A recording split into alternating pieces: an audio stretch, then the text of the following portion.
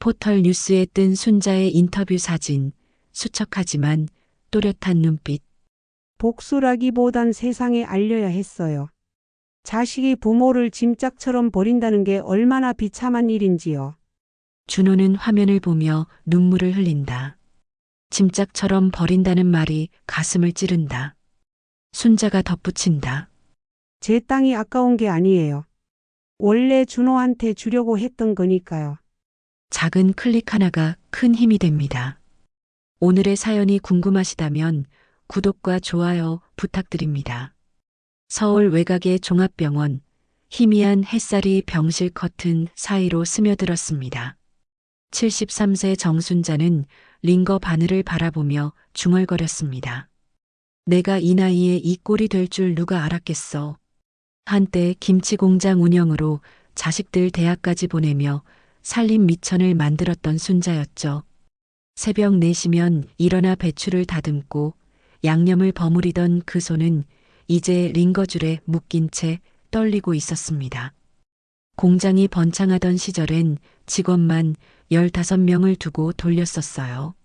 아들 준호와 딸 민지를 서울 좋은 대학에 보낼 수 있었던 것도 그 힘든 세월 덕분이었죠.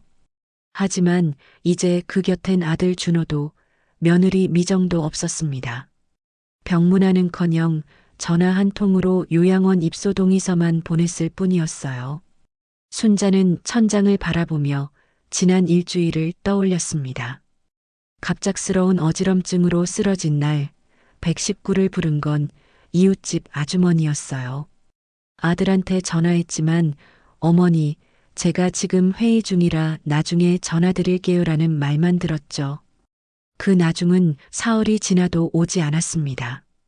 며느리 미정은 아예 전화를 받지도 않았어요. 병원비는 순자 본인의 통장에서 빠져나갔고 병실엔 과일 바구니 하나 놓이지 않았습니다. 간호사가 조심스럽게 병실 문을 열고 들어왔습니다. 어머니, 내일 요양원 이송이라 하셨어요. 보호자분께서 연락 주셨는데 오전 10시에 차량이 온답니다. 순자는 천천히 눈을 감았습니다. 가슴 속에서 뭔가가 무너져 내리는 기분이었어요. 자식을 위해 평생을 바쳤는데 이제 짐짝처럼 어딘가로 옮겨지는 신세가 된 거죠. 요양원이라는 곳이 어떤 곳인지 순자도 알고 있었습니다. 텔레비전 뉴스에서 본 그 곰팡이 냄새나는 방 묶인 채 누워있는 노인들의 모습이 스쳐 지나갔어요. 짐짝처럼 버림받는데 이게 내 새끼인가?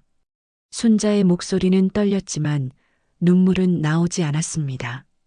이미 눈물도 말라버린 듯 했어요. 창밖으로 봄바람이 불어왔고 병원 정원의 개나리가 노랗게 피어 있었죠. 저 꽃들은 아무 걱정 없이 피어나는데 순자의 인생은 왜 이렇게 시들어가야 하는 걸까요? 손자 은호의 얼굴이 떠올랐습니다. 5살 때까지는 할머니 집에 자주 놀러 오더니 어느 순간부터 통 보이지 않았어요. 미정이 아이가 학원 다니느라 바빠서요라고 말했지만 순자는 알고 있었습니다. 며느리가 자신을 멀리하고 있다는 걸요. 병실 시계는 밤 9시를 가리키고 있었습니다. 복도에서 들리는 발소리, 간호사들의 웃음소리, 다른 병실에서 새어나오는 텔레비전 소리. 모든 게 순자에겐 낯설고 멀게 느껴졌어요. 순자는 침대 옆 서랍에서 낡은 사진 한 장을 꺼냈습니다. 공장 앞에서 찍은 가족 사진이었죠. 준호가 대학 졸업하던 날 찍은 거였어요. 그때만 해도 준호는 순자의 손을 꼭 잡으며 엄마 나 꼭 성공해서 엄마 편하게 해드릴게요라고 말했었죠. 어디서부터 잘못된 걸까? 순자는 사진을 가슴에 품고 눈을 감았습니다. 내일이면 이 병실을 떠나야 해요. 어디론가 실려가겠죠. 아무도 찾아오지 않는 그곳으로요. 순자의 마음속엔 서운함보다 공허함이 더 컸습니다. 자식을 원망하고 싶지도 않았어요. 그저 왜 이렇게 됐는지, 어디서부터 어긋난 건지 알 수가 없었죠. 링거 바늘 꽂힌 손등을 쓰다듬으며 순자는 천천히 잠에 빠져들었습니다. 꿈속에서라도 따뜻한 밥상을 차려주고 싶었어요. 준호가 좋아하던 된장찌개와 김치전을 만들어주고 싶었죠. 하지만 그건 이제 돌아갈 수 없는 시간이었습니다. 다음 날 아침 병원 앞 휠체어에 앉은 순자는 쌀쌀한 바람을 맞으며 멍하니 앞을 바라보고 있었습니다. 간호사가 휠체어를 밀어주며 말했어요. 어머니, 요양원 차량 곧 도착한답니다. 짐은 다 챙기셨죠? 순자는 고개를 끄덕였습니다. 짐이라고 해봤자 옷가방 하나뿐이었어요. 평생을 살아온 흔적이 고작 그 작은 가방 하나에 담겼죠. 병원 입구엔 다른 환자들의 가족들이 오가고 있었습니다. 부축을 받으며 걸어가는 할아버지, 손자 손을 잡고 웃으며 나가는 할머니. 그 모습들이 순자의 눈엔 너무나 부러웠어요. 왜 자신만 이렇게 혼자인 걸까요? 하얀색 승합차 한 대가 병원 앞에 멈춰 섰습니다. 차체에는 행복요양원이라는 글씨가 적혀 있었죠. 운전기사가 내려와 순자를 부축했어요. 할머니, 제가 모시겠습니다. 천천히 타세요. 순자는 휠체어에서 일어나 차에 올라탔습니다. 딱딱한 좌석에 앉으니 마치 죄수처럼 어딘가로 끌려가는 기분이 들었어요. 차창 밖으로 병원 건물이 점점 멀어져 갔습니다. 순자가 일주일 동안 머물렀던 그곳도 이제 다시는 볼 수 없을지도 몰라요. 차는 도심을 벗어나 외곽도로로 접어들었습니다. 양옆으로 허름한 공장들과 빈 땅들이 지나갔죠. 그때였습니다. 순자의 가방 속에서 휴대폰이 울렸어요. 낡은 피처폰 화면에 모르는 번호라고 표시됐죠. 순자는 떨리는 손으로 전화를 받았습니다. 여보세요? 정순자 고객님이신가요? 저는 사연은행 법률팀 김현수 변호사입니다. 고객님 명의의 공장 부지 이전 관련해서 문의드릴 게 있어서 연락드렸습니다. 순자의 눈빛이 번쩍였습니다. 공장 부지라니 그게 무슨 소리일까요? 순자가 운영하던 김치 공장은 10년 전에 문을 닫았어요. 하지만 그 땅은 여전히 순자 명의로 남아 있었죠. 언젠가 준호에게 물려줄 생각이었거든요. 부지 이전이요? 그게 무슨 말씀이세요? 김현수 변호사의 목소리는 차분했지만 하는 말은 순자의 심장을 먹게 만들었습니다. 고객님 명의로 된 경기도 부천시 소재 공장 부지 1000평이 지난달 매매 계약 진행 중인 걸로 나와 있습니다. 계약서에 고객님 도장이 찍혀 있는데 혹시 본인께서 직접 계약하신 건가요? 순자는 숨이 막혔습니다. 자신은 그런 계약을 한 적이 없어요. 도장도 찍은 적이 없죠. 손이 떨려서 휴대폰을 제대로 잡을 수가 없었어요. 아니요, 저는 그런 거 한 적 없습니다. 제 땅을 누가 팔려고 한다는 거예요? 그럼 계약서의 서명과 인감이 위조일 가능성이 높습니다. 고객님, 혹시 인감 도장을 누군가에게 맡기신 적 있으신가요? 순자의 머릿속이 하얘졌습니다. 인감 도장. 그건 1년 전 준호가 가져갔어요. 엄마, 나중에 필요할 수도 있으니까 제가 보관할게요라고 말하면서요. 그때 순자는 아무 생각 없이 도장을 건넸죠. 아들을 믿었으니까요. 혹시 제 아들이... 말끝을 흐리는 순자의 목소리는 떨렸습니다. 김현수 변호사는 잠시 침묵하더니 조심스럽게 말했어요. 고객님, 계약서상 대리인이 정준호 씨로 되어 있습니다. 고객님의 아드님이신가요? 순자는 전화를 끊고 싶었습니다. 듣고 싶지 않았어요. 하지만 현실은 계속 순자를 밀어붙였죠. 차창 밖 풍경은 점점 더 황량해졌고 순자의 마음도 그만큼 무너져 내렸습니다. 네, 제 아들입니다. 고객님, 이건 명백한 사기죄에 해당합니다. 지금이라도 법적 조치를 취하셔야 합니다. 저희 은행에서도 이 계약의 진위 여부를 확인해야 하거든요. 순자는 아무 말도 할 수 없었습니다. 심장이 쿵 내려앉는 기분이었어요. 아들이 자신의 땅을 몰래 팔려고 했다니. 그것도 도장을 위조해서요. 그 순간 모든 게 이해됐습니다. 왜 준호가 병문안도 오지 않았는지, 왜 요양원 이송을 그렇게 서둘렀는지. 순자를 멀리 보내고 조용히 땅을 처분하려던 계획이었던 거죠. 고객님, 괜찮으세요? 변호사의 목소리가 들렸지만 순자는 대답할 수가 없었습니다. 눈앞이 캄캄했어요. 평생을 일궈온 그 땅, 준호에게 물려주려고 아껴뒀던 그 땅을 아들이 훔쳐가려 했다니요. 이건 나를 버리기 위한 계획이었구나. 순자는 눈을 감았습니다. 차는 계속 달렸고 요양원은 점점 가까워지고 있었어요. 하지만 순자의 머릿속은 온통 배신감으로 가득 찼죠. 아들을 믿었는데 며느리도 미웠지만 결국 아들도 똑같았어요. 자신을 짐짝처럼 버리고 재산만 챙기려 했던 거죠. 고객님, 다시 연락드리겠습니다. 일단 계약 진행을 중단시키겠습니다. 전화가 끊겼습니다. 순자는 휴대폰을 가방 속에 넣고 창밖을 바라봤어요. 봄볕은 따뜻했지만 순자의 가슴속은 한겨울처럼 차가웠습니다. 차는 이내 낡은 건물 앞에 멈춰 섰어요. 행복요양원이라는 간판이 녹슬어 있었죠. 운전기사가 문을 열며 말했습니다. 할머니, 도착했습니다. 순자는 천천히 차에서 내렸습니다. 이제 이곳이 자신의 집이에요. 아들이 정해준 버려지는 곳이었죠. 요양원 현관문을 들어서자 코를 찌르는 냄새가 순자를 덮쳤습니다. 곰팡이와 소독약이 뒤섞인 그 냄새는 숨을 쉬기조차 힘들게 만들었어요. 복도 양쪽으로 늘어선 방문들, 그 안에서 들려오는 신음소리와 텔레비전 소리. 요양보호사 한 명이 순자를 맞이했습니다. 정순자 어르신이시죠? 이쪽으로 오세요. 3층 4인실입니다. 순자는 무거운 발걸음으로 계단을 올라갔습니다. 엘리베이터도 없는 이곳에서 노인들은 어떻게 오르내리는 걸까요?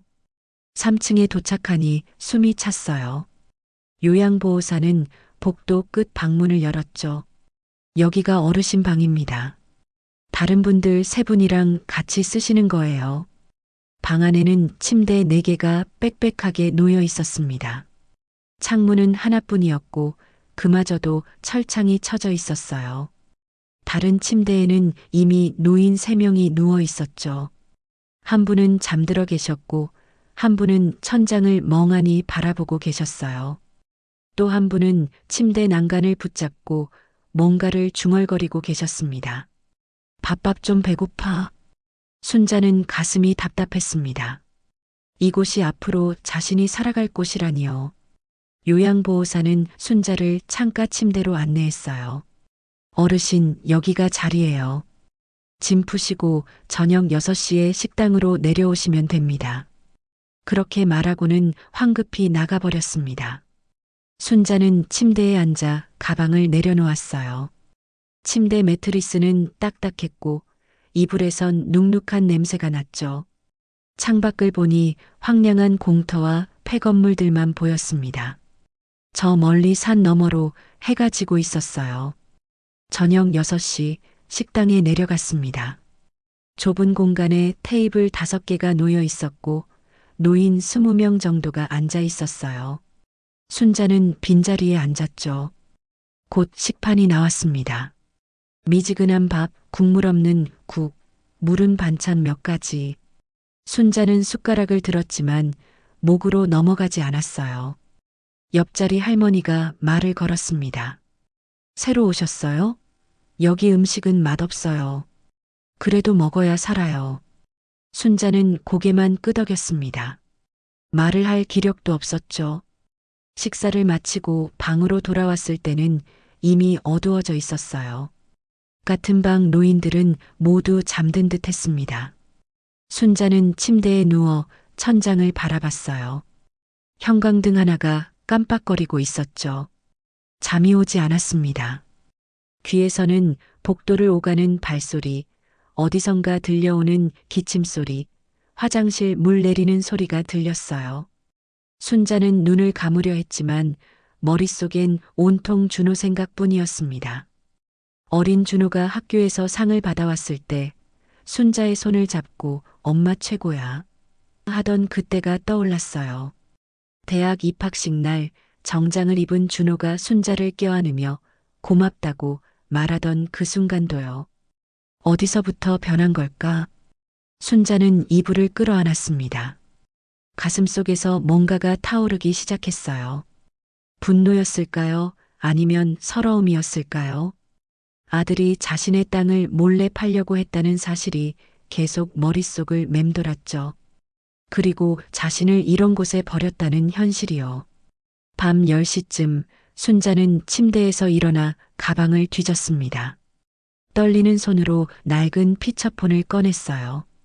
희미한 화면 불빛이 어둠 속에서 빛났죠. 순자는 연락처를 뒤적거렸습니다. 거기엔 이름이 몇 개 없었어요. 준호, 민지, 그리고 한 명 더. 박 기자, 중앙일보 사회부. 박 기자는 10년 전 순자의 김치 공장을 취재했던 사람이었습니다. 당시 지역 중소기업 성공 사례로 기사를 썼었죠. 명함을 받아뒀었는데 그걸 아직도 간직하고 있었어요. 순자는 망설였습니다. 이 밤중에 전화를 해도 될까요? 하지만 더 이상 참을 수가 없었어요. 이대로 당할 순 없었죠. 순자는 전화를 걸었습니다. 신호음이 여러 번 울렸어요. 끊어질 것 같았을 때 목소리가 들렸습니다. 여보세요? 기자 양반, 나 정순자요. 혹시 저 기억하시나요? 10년 전에 제 김치 공장에 취재 오셨었죠. 박 기자는 잠시 침묵하더니 기억해냈다는 듯 말했습니다. 아, 정순자 사장님. 어쩐 일이세요? 이 밤중에요. 순자는 숨을 깊이 들이마셨습니다. 목소리가 떨렸지만 최대한 침착하게 말했어요. 기자 양반, 이번엔 내 인생 좀 취재해줘요. 자식한테 버림받은 노인의 이야기예요. 순자는 모든 걸 털어놨습니다. 병원에서 혼자 있었던 일, 요양원으로 보내진 일, 그리고 오늘 받은 전화로 알게 된 아들의 배신까지요. 말을 하는 동안 목소리는 차분했지만 가슴속에선 무언가가 타오르고 있었어요. 더 이상 참고만 있을 수 없었죠. 박 기자는 순자의 이야기를 끝까지 들었습니다. 그리고 말했어요. 사장님, 이건 단순한 가족 문제가 아닙니다. 이건 범죄예요. 기사화해도 되겠습니까? 순자는 눈을 감았습니다. 아들의 얼굴이 떠올랐지만 이제 더 이상 물러설 수 없었어요. 자신을 이렇게 버린 아들에게 마지막 선물을 주고 싶었습니다. 진실이라는 이름의 선물을요. 기사 쓰세요. 세상이 알아야 해요. 자식이 부모를 이렇게 버리는 세상이라는 걸요. 전화를 끊고 나서 순자는 창밖을 바라봤습니다. 달빛이 희미하게 방 안을 비추고 있었어요. 이제 시작이었습니다. 순자는 더 이상 당하기만 하는 노인이 아니었죠. 싸울 준비가 된 어머니였습니다. 그 목소리엔 분노 대신 이상한 평온이 섞여 있었어요. 순자는 이미 마음을 다 정한 듯 했습니다. 사흘 후 아침, 준호는 출근길에 스마트폰을 켰습니다. 포털 사이트 메인 화면에 뉴스 하나가 떠 있었어요. 제목을 보는 순간 준호의 얼굴이 하얗게 질렸습니다. 병원서 버려진 노모 알고 보니 아들에게 땅 빼앗긴 피해자. 기사를 클릭했습니다. 박 기자가 쓴 기사였죠. 순자의 이야기가 낱낱이 적혀 있었어요. 김치 공장을 운영하며 자식을 키웠던 어머니, 병원에 혼자 입원했다가 요양원으로 보내진 사연, 가리고 아들이 몰래 땅을 팔려고 도장을 위조한 정황까지요. 기사엔 실명은 나오지 않았지만 준호는 자신의 이야기라는 걸 단번에 알 수 있었습니다. 손이 떨렸습니다. 기사 아래엔 댓글이 폭발적으로 달리고 있었어요. 세상에 어떻게 저럴 수가 있지? 요즘은 효도는커녕 부모 등치는 세상이네. 이런 인간은 법으로 처벌해야 합니다. 평생 고생한 부모를 요양원에 버리다니 양심도 없나? 댓글은 1000개를 넘어섰고 계속 늘어나고 있었죠. 준호는 회사 주차장에 차를 세운 채 멍하니 화면을 바라봤습니다. 심장이 쿵쾅거렸어요. 이 기사를 동료들이 보면 어떻게 될까요? 아니, 벌써 봤을지도 몰라요. 사무실에 들어서자 분위기가 이상했습니다. 동료들이 수군거리다가 준호를 보자 입을 다물었어요. 눈길을 피하는 사람들, 힐끗힐끗 쳐다보는 시선들. 준호는 자리에 앉았지만 컴퓨터 화면만 멍하니 바라볼 뿐이었죠. 점심시간 식당에서도 마찬가지였습니다. 평소같이 밥 먹던 후배가 오늘은 다른 자리에 앉았어요. 준호 혼자 구석자리에서 밥을 먹는데 옆 테이블에서 들려오는 소리가 귀에 꽂혔습니다. 그 기사 봤어? 요양원에 엄마 버린 사람 말이야. 진짜 최악이더라. 땅까지 몰래 팔려고 했다며? 준호는 숟가락을 놓았습니다. 밥이 목으로 넘어가지 않았어요. 사무실로 돌아와 책상에 앉아 있는데 팀장이 다가왔습니다. 준호 씨, 잠깐 얘기 좀 할까요? 회의실로 들어갔습니다. 팀장은 조심스럽게 입을 열었어요. 준호 씨, 오늘 포털에 뜬 기사 혹시 준호 씨 이야기 아닌가요? 준호는 대답할 수 없었습니다. 입술만 파르르 떨렸죠. 팀장은 한숨을 쉬었어요. 회사 이미지에도 영향이 있을 것 같습니다. 일단 며칠 연차 쓰고 개인 일 좀 정리하는 게 어떨까요? 그건 사실상 출근하지 말라는 뜻이었습니다. 준호는 고개를 끄덕이고 회사를 나왔어요. 차에 타자마자 미정에게 전화를 걸었습니다.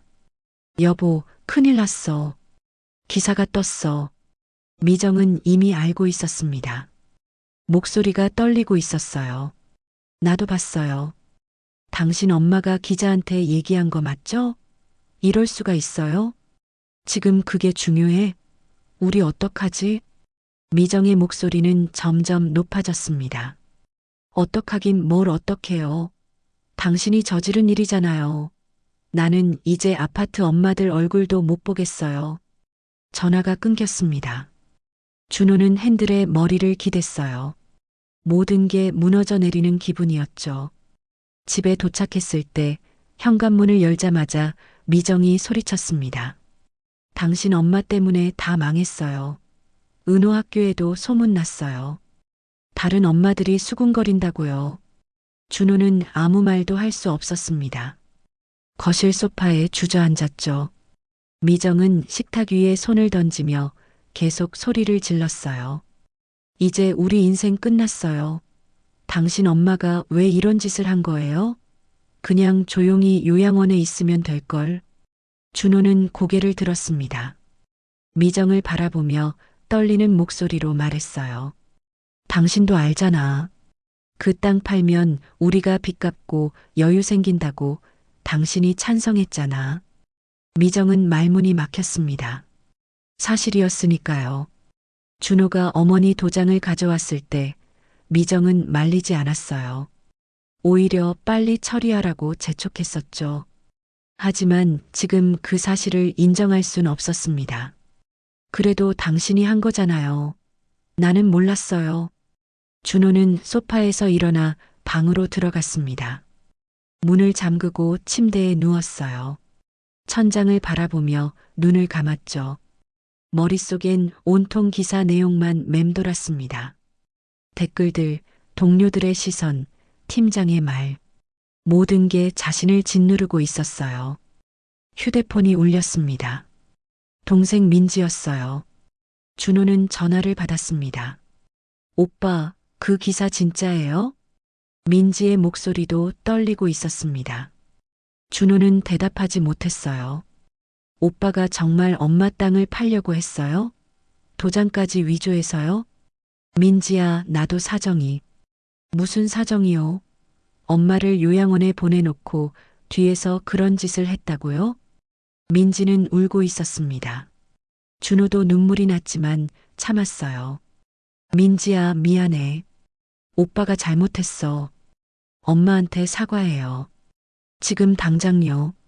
전화가 끊겼습니다. 준호는 휴대폰을 침대에 던졌어요. 방 안은 조용했지만 준호의 머릿속은 혼란스러웠죠. 거실에서 미정이 물건을 집어던지는 소리가 들렸습니다. 은호가 우는 소리도 들렸어요. 준호는 창밖을 바라봤습니다. 저녁 해가 지고 있었어요. 하루가 이렇게 무너져 내릴 줄은 몰랐죠. 기사 하나가 모든 걸 바꿔놓았습니다. 준호는 무릎을 끌어안았어요. 처음으로 자신이 저지른 일의 무게를 느끼기 시작했습니다. 이틀 후 준호는 더 이상 참을 수 없었습니다. 회사에서 연차를 쓰라는 말을 들은 뒤로 집에만 틀어박혀 있었지만 마음은 편치 않았어요. 기사는 계속 퍼져나갔고 포털 사이트 실시간 검색어에까지 올랐죠. 요양원 노모, 땅 빼앗긴 어머니, 불효자식. 이런 단어들이 준호를 짓눌렀습니다. 준호는 차를 몰고 병원으로 향했습니다. 어머니를 만나야 했어요. 직접 만나서 기사를 내린 것을 부탁하고 이 일을 정리해야 했죠.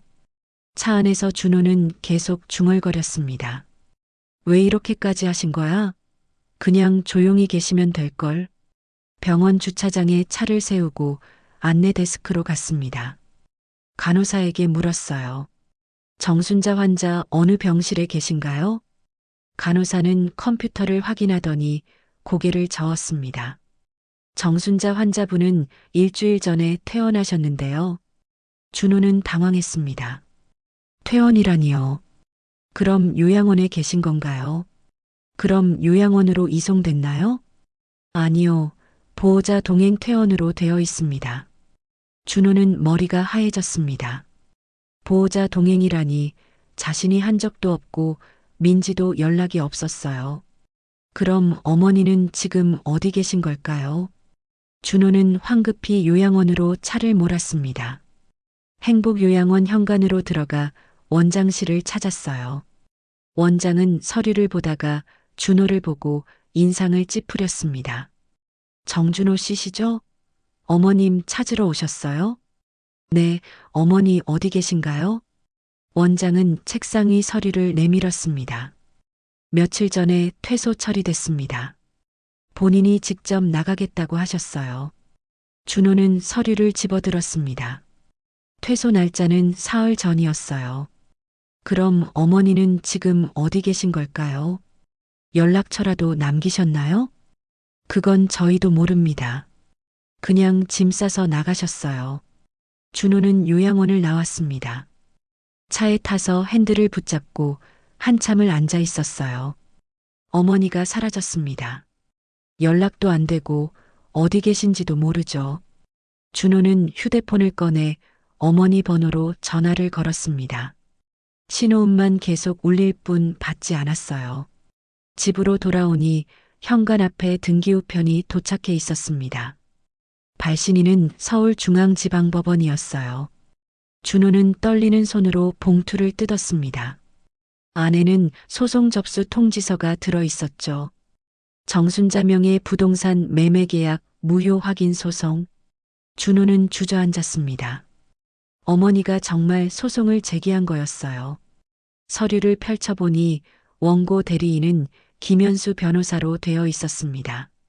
사연은행 법률팀이었던 그 변호사였죠. 준호는 손이 떨렸어요. 이제 법적으로 싸워야 하는 상황이 된 겁니다. 봉투 안에는 서류 외에도 편지 한 장이 들어 있었습니다.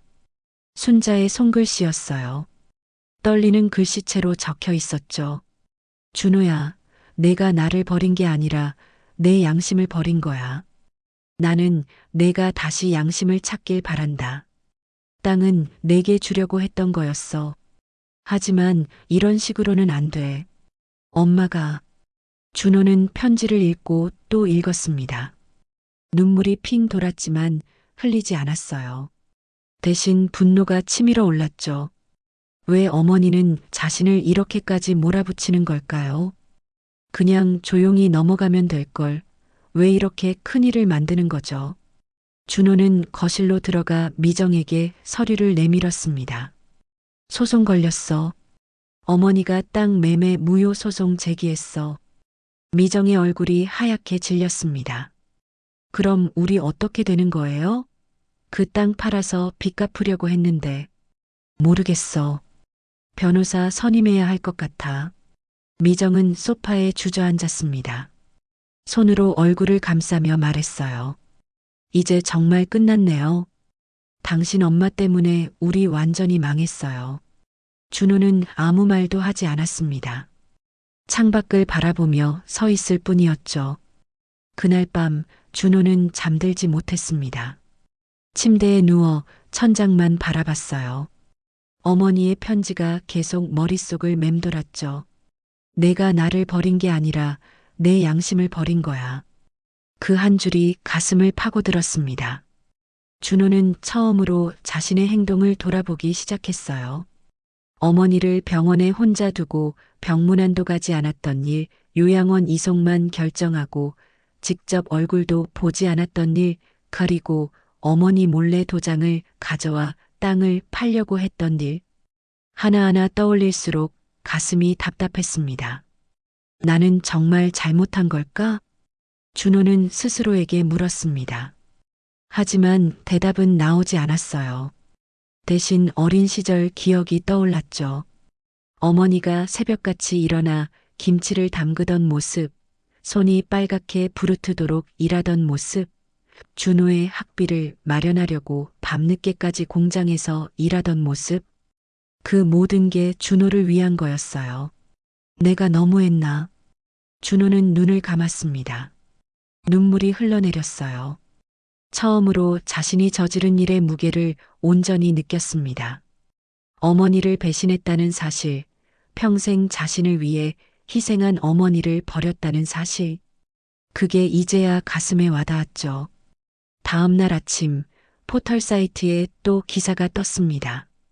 박 기자의 두 번째 기사였어요. 노모의 땅 되찾기 소송, 전 세대의 양심을 묻는다. 기사는 더 상세했습니다. 순자가 어떻게 평생을 일했는지, 자식을 위해 무엇을 희생했는지, 그리고 지금 어떤 상황에 처해 있는지, 모든 게 적나라하게 드러났어요. 댓글은 또다시 폭발했고, 준호를 향한 비난은 더욱 거세졌습니다.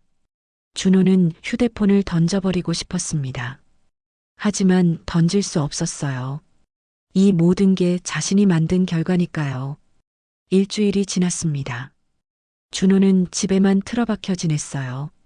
회사에선 무급휴직 통보가 왔고 미정은 준호와 말도 섞지 않았죠. 은호는 학교에서 친구들에게 놀림을 받는다며 울면서 돌아왔습니다. 집 안 분위기는 얼어붙었어요. 준호는 소파에 앉아 텔레비전을 켰습니다. 뉴스에서 순자의 이야기가 나오고 있었어요. 방송국 시사 프로그램이었죠. 화면엔 요양원 실태와 노인 학대 문제가 나왔고 순자의 사례가 대표적인 예시로 소개됐습니다. 준호는 리모컨을 던져버렸어요. 도대체 어디까지 가시려는 거야? 그때 미정이 거실로 들어왔습니다. 손에 이혼 상담 안내 책자를 들고 있었어요. 준호를 보며 차갑게 말했죠. 저 이제 못 살겠어요. 당신하고는 더 이상 못 살아요. 준호는 고개를 들었습니다. 미정의 눈엔 눈물이 고여 있었어요. 은호 때문에 참아왔지만 이젠 한계예요. 아파트 주민들도 다 알고 학교 학부모들도 다 아는데 어떻게 살아요? 미정아, 조금만 기다려봐. 내가 정리할게. 뭘 정리해요? 이미 다 끝났잖아요. 미정은 방으로 들어가 문을 쾅 닫았습니다. 준호는 혼자 거실에 남았어요. 텔레비전에선 여전히 뉴스가 흘러나오고 있었죠. 준호는 눈을 감았습니다. 모든 게 무너지고 있었어요. 그날 저녁 준호는 처음으로 미정에게 물었습니다. 여보, 우리가 너무했나? 미정은 식탁에 앉아 있다가 고개를 들었어요. 준호를 바라보며 아무 말도 하지 못했죠. 사실 미정도 알고 있었습니다. 자신들이 잘못했다는 걸요. 어머니를 요양원에 보내면서도 땅을 팔려고 할 때도 마음 한구석이 불편했었어요. 하지만 당장 빚에 쪼들리고 생활비가 부족한 현실 앞에서 그 불편함을 외면했죠. 나도 모르겠어요. 미정의 목소리는 떨렸습니다. 준호는 고개를 떨어뜨렸어요. 두 사람 모두 침묵 속에 앉아 있었죠. 다음 날 아침 포털 사이트에 박 기자의 세 번째 기사가 올라왔습니다. 복수라기보단 세상에 알려야 했어요. 정순자 할머니 단독 인터뷰. 준호는 기사를 클릭했습니다. 어머니의 인터뷰가 실려 있었어요. 사진도 함께 실렸는데 순자는 병원 화단에 앉아 있었습니다. 얼굴은 수척했지만 눈빛만은 또렷했어요. 기자가 물었다고 했습니다. 복수하시려는 건가요? 순자는 대답했죠. 복수라기보단 세상에 알려야 했어요. 자식이 부모를 짐짝처럼 버린다는 게 얼마나 비참한 일인지요. 준호는 화면을 보며 눈물을 흘렸습니다. 어머니의 그 말 한마디가 가슴을 찔렀어요. 짐짝처럼 버린다. 맞았습니다. 준호는 어머니를 짐짝처럼 다뤘었죠. 병문안도 가지 않고 전화 한 통으로 요양원 이송만 결정했었어요. 기사는 계속 이어졌습니다. 순자는 요양원 대신 지인의 병원에서 치료를 받고 있다고 했어요. 박 기자가 의료비를 대신 내주고 있었죠. 순자는 인터뷰에서 말했습니다. 제 땅이 아까운 게 아니에요. 원래 준호한테 주려고 했던 거니까요. 다만 이런 식으로는 안 되잖아요.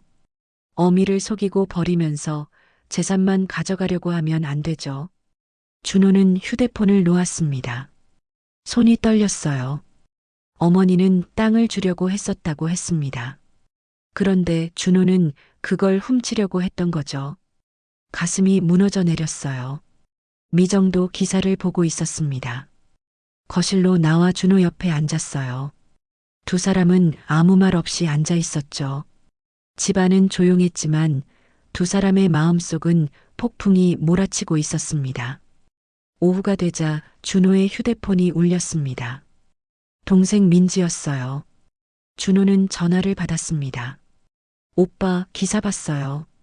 엄마 인터뷰까지 나왔더라고요. 응, 나도 봤어. 오빠, 이제 엄마한테 가봐야 하는 거 아니에요? 사과해야죠. 준호는 목이 메었습니다. 사과하고 싶었어요. 하지만 어떻게 해야 할지 몰랐죠. 어머니가 어디 계신지도 모르고 연락도 닿지 않았어요. 민지야, 엄마가 어디 계신지 아니? 나도 몰라요. 박 기자한테 연락해봐요. 기사 쓴 사람이니까 알 거 아니에요. 전화를 끊고 준호는 포털 사이트에서 박 기자의 연락처를 찾았습니다. 중앙일보 사회부로 전화를 걸었어요. 한참을 기다린 끝에 박 기자가 전화를 받았죠. 여보세요, 박 기자입니다. 저 정준호라고 합니다. 제 어머니 정순자 관련해서 기사 쓰신 분이시죠? 전화 너머로 잠시 침묵이 흘렀습니다. 박 기자는 차갑게 대답했어요. 네, 맞습니다. 무슨 일이십니까? 제가 어머니를 만나고 싶은데 어디 계신지 알 수 있을까요? 그건 제가 말씀드릴 수 없습니다. 어머님께서 연락 오면 아드님이 찾으신다고 전해드리겠습니다. 부탁드립니다. 꼭 좀 전해주세요. 전화가 끊겼습니다. 준호는 휴대폰을 쥐고 한참을 서 있었어요. 어머니를 만나야 했습니다. 사과해야 했죠. 하지만 어머니는 준호를 피하고 있었어요. 그날 밤 준호는 서랍 속에서 낡은 앨범을 꺼냈습니다. 어린 시절 사진들이 가득 담겨 있었어요. 어머니와 함께 찍은 사진, 공장 앞에서 찍은 가족 사진, 대학 졸업식 날 어머니를 껴안고 찍은 사진. 하나하나 넘기며 준호는 눈물을 흘렸습니다. 엄마 미안해요. 정말 미안해요. 준호는 사진을 가슴에 안았습니다. 처음으로 진심으로 후회했어요. 어머니에게 한 모든 행동이, 자신이 저지른 모든 일이 부끄러웠죠. 준호는 무릎을 꿇고 울었습니다. 미정이 방문을 열고 들어와 준호를 바라봤어요. 미정도 눈물을 흘리고 있었죠. 여보, 우리 정말 잘못했어요. 두 사람은 서로를 안았습니다. 그리고 함께 울었어요. 진실의 무게가 이제야 그들을 짓누르고 있었습니다. 며칠이 지났습니다. 준호는 매일 어머니 전화번호로 연락을 시도했지만 번번이 받지 않았어요. 문자를 보내도 답이 없었죠. 준호는 점점 초조해졌습니다. 소송 날짜가 다가오고 있었거든요. 그날 아침 준호는 출근도 못하고 집에서 뉴스를 보고 있었습니다. 화면에선 또다시 노인 문제를 다루고 있었어요. 순자의 사례가 사회적 이슈가 되면서 여러 매체에서 관련 뉴스를 쏟아내고 있었죠. 준호는 리모컨을 던지고 싶었지만 참았습니다. 오전 10시쯤 휴대폰이 울렸습니다. 모르는 번호였어요. 준호는 조심스럽게 전화를 받았습니다. 여보세요? 정준호 씨 맞으십니까? 서울중앙지방법원입니다. 준호의 심장이 쿵 내려앉았습니다. 법원에서 온 전화였어요. 네, 맞습니다. 정순자 씨가 제기한 부동산 매매 계약 무효 확인 소송건으로 연락드립니다. 금일 오전 선고가 있었습니다. 준호는 숨을 멈췄습니다. 벌써 선고가 났다니요. 변호사도 제대로 선임하지 못했는데 말이에요. 법원 직원은 차분하게 말을 이었습니다. 판결 결과 해당 매매 계약은 무효로 결정되었습니다. 인감 위조 및 대리권 남용이 인정되어 계약 자체가 효력을 상실했습니다. 준호의 손에서 휴대폰이 미끄러져 떨어졌습니다. 바닥에 떨어진 휴대폰에서 법원 직원의 목소리가 계속 들려왔지만 준호는 아무것도 들을 수 없었어요. 귀에서 웅웅 소리만 울렸죠. 정준호 씨? 계십니까? 준호는 떨리는 손으로 휴대폰을 주워들었습니다. 네, 알겠습니다. 전화가 끊겼습니다. 준호는 소파에 주저앉았어요. 무효. 모든 게 무효가 된 겁니다. 땅을 팔아 빚을 갚으려던 계획도, 새로 시작하려던 희망도 모두 사라졌죠. 준호는 고개를 감싸쥐었습니다. 거실로 뛰어온 미정이 물었어요. 누구 전화였어요? 법원에서 소송 졌어. 계약 무효래. 미정은 벽에 기대섰습니다. 다리에 힘이 풀린 듯 주저앉았어요. 그럼 우리 어떻게 돼요? 빚은 어떻게 갚고요? 준호는 대답할 수 없었습니다. 모든 게 끝난 기분이었어요. 그때 휴대폰이 또 울렸습니다. 이번엔 박 기자였어요. 준호는 전화를 받았습니다. 여보세요. 정준호 씨, 박 기자입니다. 어머님께서 전화라고 하셨습니다. 준호는 숨을 멈췄습니다. 어머니의 말씀을 전한다니요. 무슨 말씀이신지. 박 기자의 목소리는 차분했지만 날카로웠습니다. 어머님께서 이렇게 말씀하셨습니다. 이제야 지옥문이 닫혔다고요. 그 한마디가 준호의 가슴을 찔렀습니다. 지옥문이 닫혔다니요. 준호가 만든 지옥, 어머니를 배신하고 버렸던 그 지옥 말이에요. 준호는 눈물이 쏟아졌습니다. 기자님, 제가 어머니를 만날 수 있을까요? 제발 부탁드립니다. 박 기자는 잠시 침묵하더니 대답했습니다. 어머님께서 아직은 만나고 싶지 않다고 하셨습니다. 시간이 필요하시답니다. 제발요, 저 정말 잘못했어요. 사과하고 싶어요. 그 마음 제가 전해드리겠습니다. 전화가 끊겼습니다. 준호는 휴대폰을 바닥에 내려놓고 울기 시작했어요. 어깨가 들썩였죠. 평생 이렇게 운 적이 없었습니다. 미정도 옆에서 함께 울고 있었어요. 여보, 우리 정말 큰 잘못을 한 거예요. 준호는 고개를 끄덕였습니다. 이제야 깨달았어요. 자신이 무엇을 잃었는지, 무엇을 버렸는지요. 돈이 아니었습니다. 땅도 아니었어요. 준호가 잃은 건 어머니였죠. 평생 자신을 위해 희생한 어머니, 새벽부터 밤까지 일하며 자신을 키워준 어머니, 그분을 배신하고 버렸던 겁니다. 준호는 방으로 들어가 책상 서랍을 열었습니다. 오래전 어머니가 써준 편지가 있었어요. 준호가 대학에 합격했을 때 어머니가 건네준 편지였죠. 누렇게 바랜 종이를 펼쳤습니다. 준호야, 내가 합격했다는 소식 듣고 엄마가 얼마나 기뻤는지 몰라. 내가 잘 되는 게 엄마 소원이야. 앞으로도 열심히 살아라. 엄마는 언제나 내 편이란다. 준호는 편지를 가슴에 안았습니다. 눈물이 멈추지 않았어요. 어머니는 언제나 자신의 편이었죠. 하지만 준호는 그 사실을 잊고 살았습니다. 돈과 빚에 쫓기며 어머니를 짐처럼 여겼던 거예요. 그날 저녁 준호는 민지에게 전화를 걸었습니다. 민지야, 소송 졌어. 계약 무효됐어. 민지는 한숨을 쉬었습니다. 오빠, 당연한 거잖아요. 오빠가 잘못한 거니까. 나도 알아. 내가 정말 큰 잘못을 했어. 민지의 목소리가 조금 부드러워졌습니다. 오빠, 이제라도 제대로 사과해요. 엄마한테 진심으로 빌어요.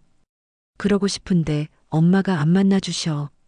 전화도 안 받으시고. 시간을 드려요. 엄마도 마음 정리할 시간이 필요하실 거예요. 전화를 끊고 준호는 창밖을 바라봤습니다. 해가 지고 있었어요. 하늘은 붉게 물들어 있었죠.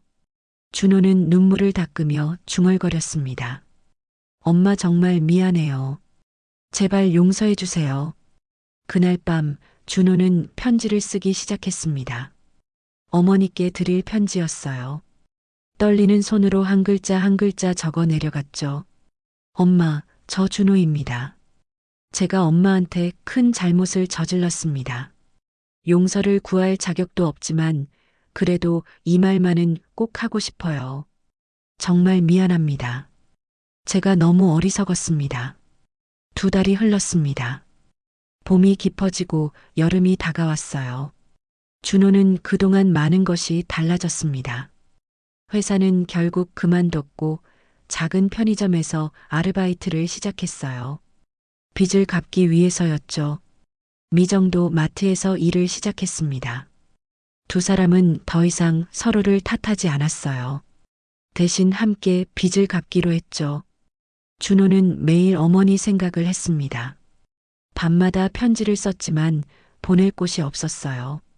책상 서랍엔 어머니께 드릴 편지가 20통 넘게 쌓여 있었죠. 그중 하나엔 이렇게 적혀 있었습니다. 엄마, 저는 이제야 알았어요. 엄마가 평생 저를 위해 무엇을 희생하셨는지요. 그걸 너무 늦게 깨달았습니다. 용서해 주세요. 어느 토요일 오후 준호의 휴대폰이 울렸습니다. 박 기자였어요. 준호는 떨리는 손으로 전화를 받았습니다. 여보세요. 정준호 씨, 박 기자입니다. 어머님께서 만나자고 하십니다. 준호는 숨이 막혔습니다. 어머니가 자신을 만나주신다니요. 정말요?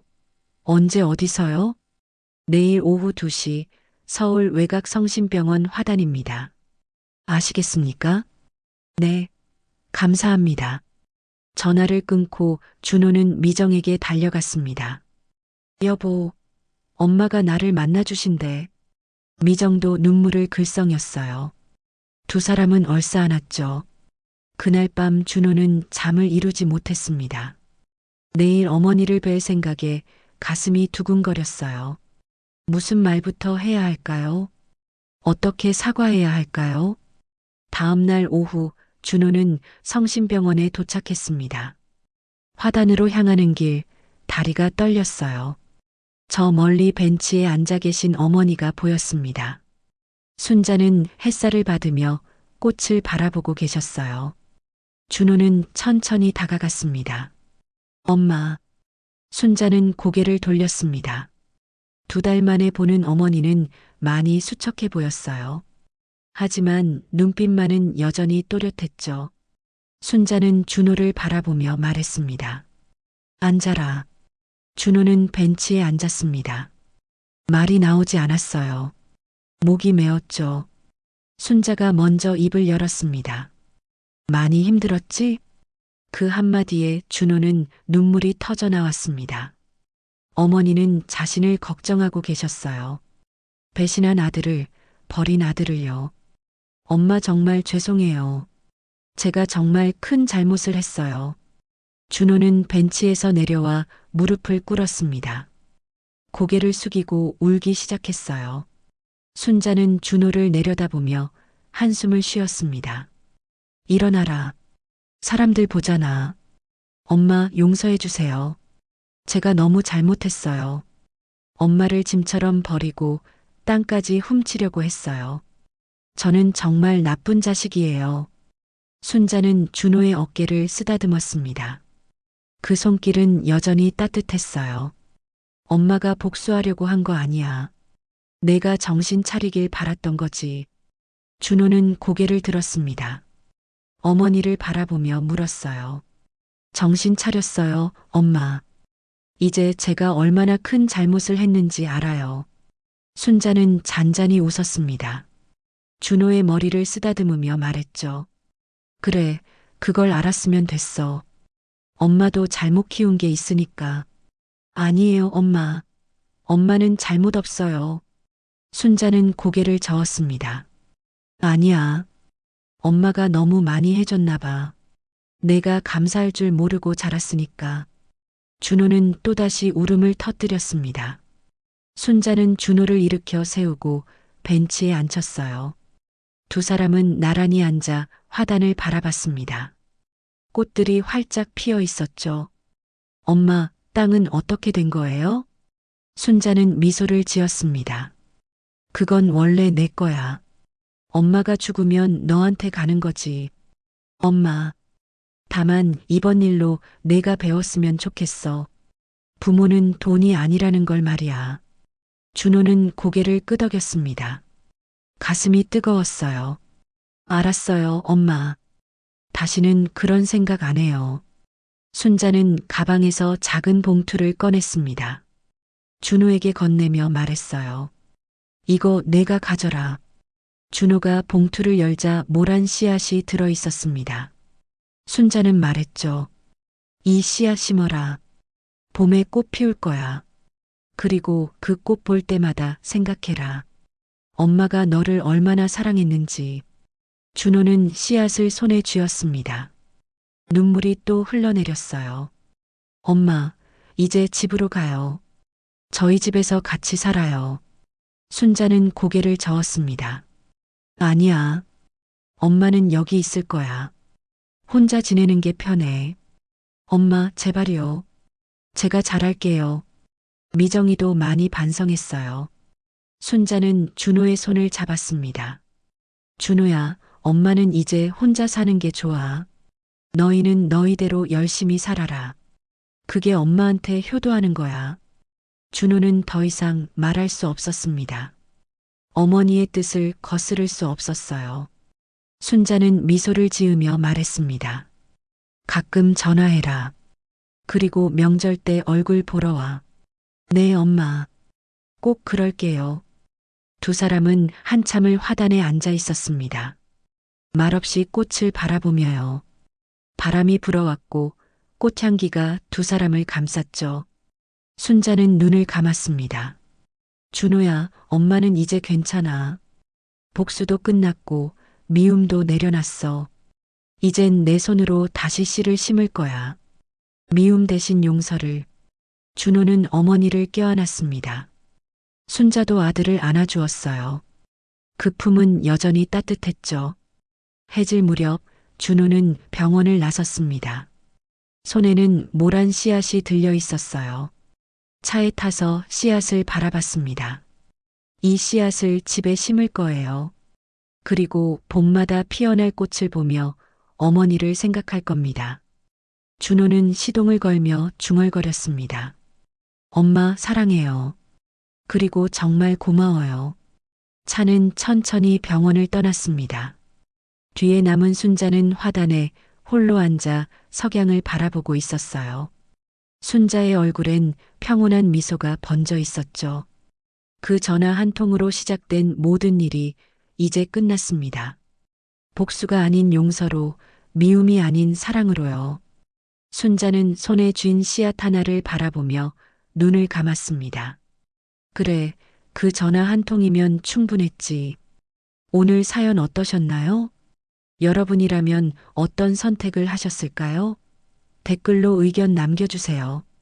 다음 시간에 더 좋은 사연 담아서 돌아오겠습니다. 오늘 사연이 즐거우셨다면 구독과 좋아요 부탁드립니다. 지금까지 사연본부였습니다. 감사합니다.